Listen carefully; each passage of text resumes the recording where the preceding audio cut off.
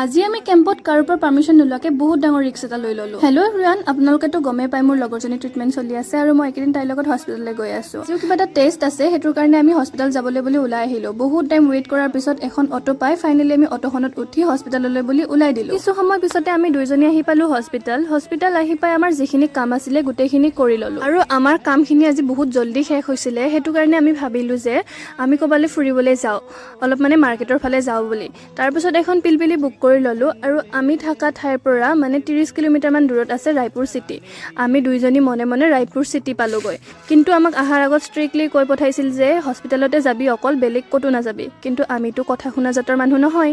ভিতৰি কিন্তু মনটো ভয়ো লাগি আছিলে, মানে কোনোবাই দেখা পালে কি হ'ব। আৰু আহি পায়ে প্ৰথমতে পেট পূজা কৰাত লাগি গৈছো, মানে আহি পায়ে খোৱা আৰম্ভ কৰি দিছো। আৰু মই একদম চাওমিন বেছিকে মুখত সোমাই দি গাঁঠি খাই পুৰা চকুৰ পানী ওলাই গৈছে। মানুহে যে ইমান বেয়াকে চাই আছিলে মোৰ ফালে, খাব নোপোৱা বুলিয়ে ভাবিলে চাগে। খাই বৈ উঠি আমি সোমালো চিটি চেণ্টাৰলৈ। চিটি চেণ্টাৰত সোমাই পিনে আমি জুডিঅ' গ'লো। জুডিঅ'ত দেখিলো যে চেল লাগি আছে 150 টকাত।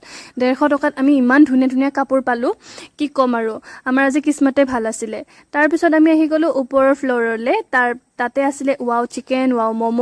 কিন্তু বাকী যিমান যি থাকক, আমাৰতো চিকেনলৈ মন যাব।